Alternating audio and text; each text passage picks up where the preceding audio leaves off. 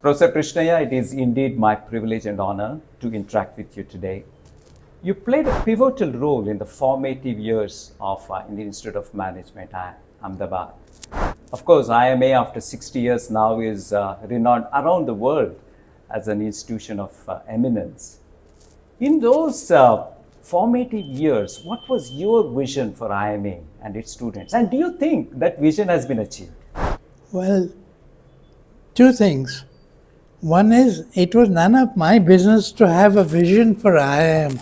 It was a big organization. Right. Even when I was there and the buildings were just coming up, you could see that it was going to be a big organization. Yeah.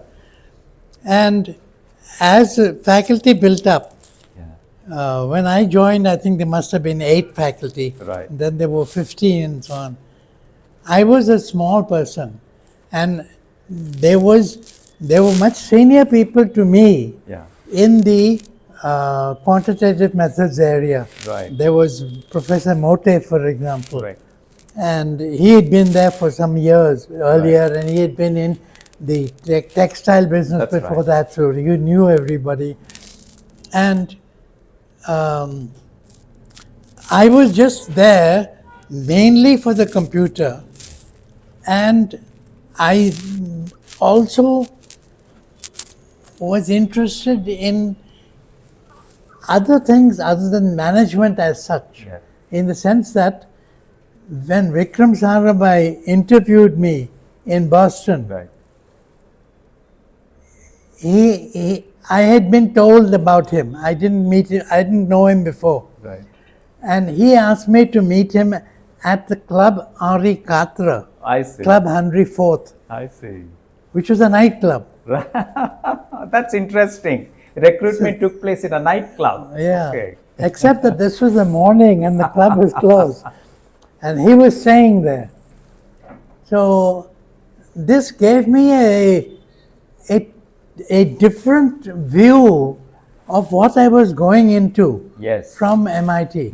See, actually, I have never been recruited anywhere Right. except by Vikram Sarabhai. And Vikram told me that what he was interested in doing was to try to intervene in government, I see. because government was spread all over India. Right. It was spending so much money Right. and not getting much return for it. That's right. And I could see once I got into it that this was really true. Right. I mean, it was such a waste. So I was quite happy to deal directly with government, with the military, or whoever, the police, Correct.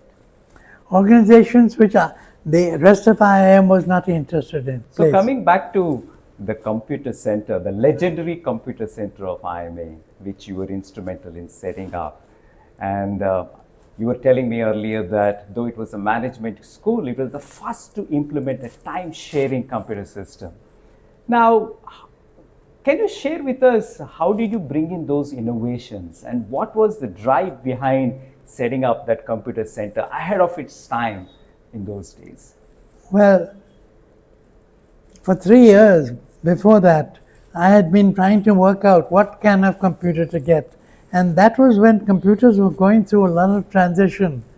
So if we had gotten what was the latest computer, it would have been like obsolete 2 years later. So one had to think a little bit in future. Right. Luckily, when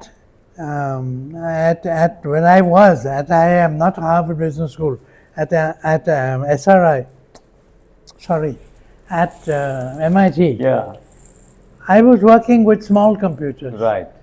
And a lot of the people were working with small computers, big computers, I mean, lots of graphics. That's right. And they were interested in all these new things. So I was looking at what we can buy for the institute IIM, which would be useful, but which would be on the cutting edge. Right. Right. And so I talked with the professor at Ford Foundation, who was in charge of Right. the computers and so on. And we talked for a long time. And then I wrote to a number of computer companies in America I see. asking about what kind of machines they had. And then I heard that Hewlett Packard Yeah. had made a 16-bit computer. Literally, I Right. got a picture. Can I have that picture? To which they had attached a timeshare. Thank you. Wow. So this is the computer. This is the tape deck, That's right. and this is the computer. Right. It's all the cards were all in here, Right. and this was a guy from Blue Star who Right. installed it Installed and the computer. did the whole thing. But you can see the tape deck is here, My God. and there's a disc somewhere, a drum someplace else over Quite here. a tall computer for those days. Sorry? Quite a tall computer. Yeah, it's just from the desktop, Yes. from the yes, desk up to here. Yes. So it's from floor it would be about here. Correct. So, Professor, you went to IIT Kanpur. Yes. And recruited Mr. Naram Morti.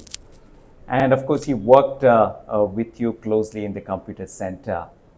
How was it working with Mr. Murthy? Are there any specific recollections that you have with him? Well, I could see immediately when I talked to him at Kanpur that this was the guy that I wanted. Yeah. I gave him an offer right away because he had been doing little things that were interesting. Yes. For example, he had constructed a program where if you put in the line of text on a punch card in Right. English, Yes. it would come out, print out in Hindi. Wow. Now, that was interesting and a little bit unusual for IIT to not do numeric work, That's right. to do text work. Correct. And that was what I wanted to do anyway with the computer that I was getting for IIM, because this was a machine that was had for input. Right. It used not tapes, Right. not paper tape. It used teleprinters Right. directly into the computer. So 16 teleprinters by turns Right. would relate to the computer in fractions of a second each. Right. And they would all be able to talk to the computer at the same time. Or you could use the computer by itself Right. as a single thing. Correct. Now, one of the projects that we had, of course, we set up terminals for students and for faculty, Right. separate rooms, Right. and we had introductory courses for them, and then there were research staff who was working with them, holding I hands. see. But one of the things that we became known for was having this timeshare computer and a 16-bit. Right. And through the Computer Society of India, people got to know about us. And the place called ESIL, Electronics Corporation of India, in Hyderabad, had made an 8-bit and a 16-bit computer, which was a copy of the digital equipment DEC Right. machine, Right. absolute copy, Right. except that instead of having 8 bits, Yeah. which was divided into 5 and 3, Right. they divided it into 3 and 5. I see. So that was quite difficult to program, because after 64 bytes, you had to indirectly go to another page and continue and so on. So they had given up trying to make any software for it, and they were breaking their heads. I see. So I asked Morti whether we could do something about Right. this, and he said yes. Now, this was quite something. Right. And Morti did that with one assistant, and they were working nights and whatnot. But they finished it in about 4 months. My goodness. 4.5 months. And tested it completely at IIM, and then took it on paper tape I see. to Hyderabad. Loaded the paper tape, Oh. pressed the button, and ran. Wow. And Mr. Murthy often recollects very affectionately Yeah. the times he spent with you in computer center. You know, many Infoscions like me have experienced some of the tough principles that he acquired when he was working with you. For example, a very crisp mail saying that submit this report by 5:30 p.m. IST, or you know, the principle of transaction-based interpersonal relationship. Well, Murthy Were you a tough boss, Professor? credits me with a lot of insights and things. Like, for example, he says that I taught him the idea of having a transaction Yes. in like we're talking now. That's right. Then we come back and we go for tea and we come back Exactly. and we start fresh. Yes. No thing. Rebase to zero. Yeah. So he was amazed that I would in the morning have a discussion, technical discussion, where we were at arm's length and bitter discussion. And then in the afternoon, I would take them out in the car. I had a Volvo car. I'd take them to have more or ice cream or someplace like that, law gardens, Right. and treat them and just like, and talk to everybody just like before. So this is, to him it was a surprise. Right. Because he expected that after the fierce discussion, we would continue to remain right. the same thing. But that didn't happen. So were you a very tough boss, Professor? I don't think I was a tough boss. I was quite gentle. Yes. But it was because this stopping each thing and starting afresh, it reduced the pressure on them and on me. I didn't have to remember, what that stage each discussion was. That's right. So that was one thing that I had not noticed, Yes. but Murthy noticed it. And he religiously practiced on Yeah. all of us at Yes, emphasis. practiced that. So there were other things also which I didn't even think about. Yeah. But one of the things that I did was to use my car a lot Yes. to take people to have more and the law garden and so forth. And whenever possible, because we were just 5, we could fit in the car. So we Right. go off there. Right. And in petrol was very cheap. That's it was right. 1 rupee a gallon. Wow. Wow. So So, 1/100th of what it is today. Yeah. And when Mr. Murthy called you and informed you about this scholarship, what was your first reaction? Well, my first reaction was that this should be not connected with marks. Yeah. And we suggested, we discussed a different kind of thing. But then he said it's too difficult to administer. Yeah. You need something which is sharp. It Yeah. can be administered on basis of marks and so That's on. right. So I agreed, that was necessary. But what I was thinking was that a scholarship which met not just some of them, but all of the expenses of the first year student meant that you gave him the freedom Right. in the second year to choose anything. Right. Like, for example, supposing this scholarship was made available by State Bank of India, Right. or by Life Insurance Corporation, Right. or by ECEL, Right. or by any one of the other big companies, Right. then you would think of either banking Yeah. or think of one of those as an institution That's right. to go on. But now it's been given by a person. It's been given by institution, and they are free to choose anything. So I hope that the people who get the scholarship will select from the entire world what they want to do. For example, they might decide, now of course there's so many more opportunities, particularly in the non-profit sector That's right. and in the CSR sector, where companies give money Right. to set up things. And these are now paid for Right. reasonably well, so that you can work 5 or 8 years there and then switch to make more money at the corporate world. So I think that the main thing that it's going to give is to relieve the student of feeling that he has to select That's a right. particular job, or he has to select a particular line. No that compulsion. Yeah. Compulsion. That's gone away completely.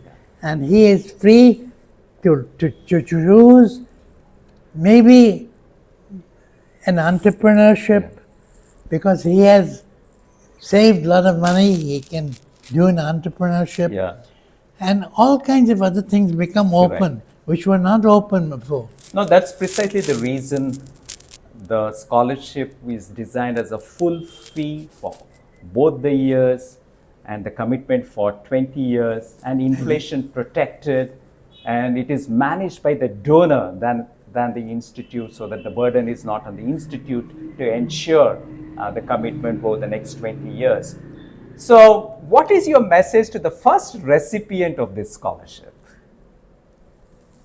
Well, I think he should realize that he is given a bigger scholarship Yeah. than anybody else, State Bank or LIC or whoever else Right. is giving scholarships. This is bigger in sum, and that demands from him more. So he has to be something special, Yeah. and not just taking a routine job with Unilever or Right. Citibank. That's okay. Citibank people work hard and they Right. get the discipline. Unilever people learn a lot about management and so on. Right. But we want people to think afresh in terms of what is happening now and in the future. Yeah. For example, I am presumably in second year. Right. It has at least one option on artificial intelligence Right. and showing people what you can do. With the computer, it should be easy. Now, they might not think of an artificial intelligence or an artificial Yeah. AI. AI system Yeah. as a job. Right. But you can think of starting a new one that works on AI and this, That's right. AI and that. Right. And this gives a complete fresh option.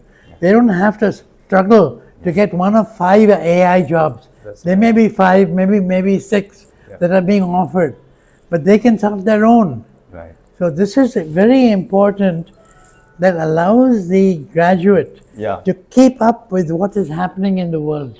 Otherwise, you're learning what was useful last year. You're learning what is useful, year before last. But now you're getting an opportunity to do something on the boundary.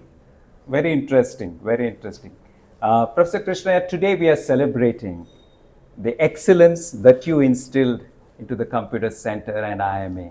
We are also celebrating the gratitude of Mr. Morti for all the learnings from you and association with you. Now we have entire IIMA team today here with us. What is your message to IIMA students at large? Well, one thing I wanted to mention about Murthy, because that has not come up there, so, is that unlike other members of the staff, 2 of whom I sent for training, Yeah. Shashi was one of them, to MIT for Yeah. training. But for Murthy, what I did was to talk with a computer owner who was meeting in Florence. Right. We were having dinner around the table. There were 6 of us at the table, and we were talking generally.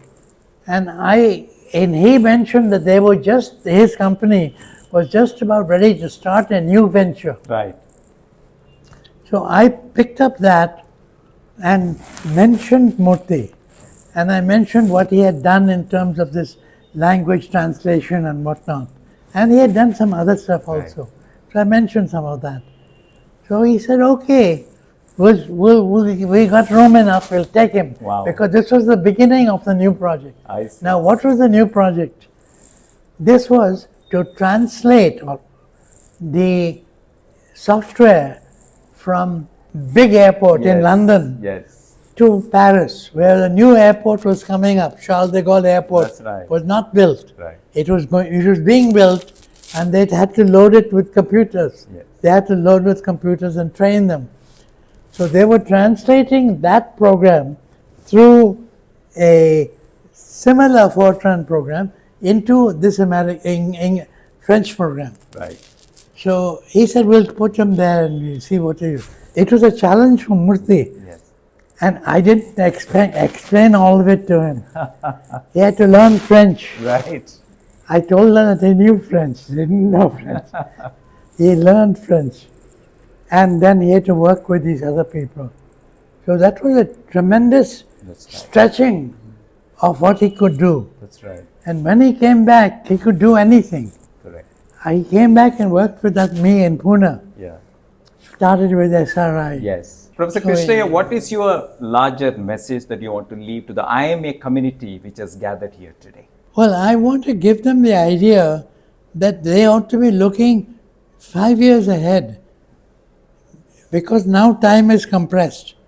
When I came back from MIT, I still think of myself as having come from MIT, although I spent a year at Harvard Business School, because I didn't learn anything new there. I just learned the nuts and bolts of it. With MIT was always so far ahead of what was happening in the real world that 10 years later in India, I was doing things that I knew from MIT. Right.